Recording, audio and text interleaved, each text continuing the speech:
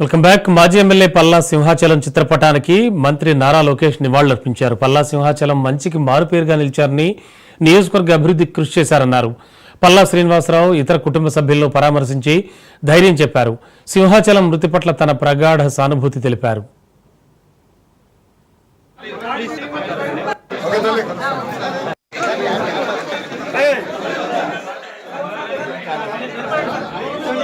చూడండి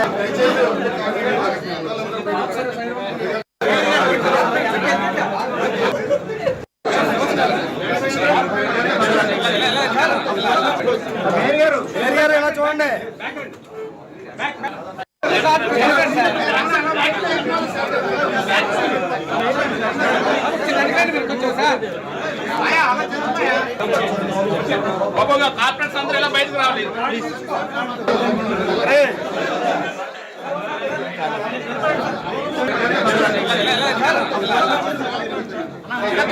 చూడండి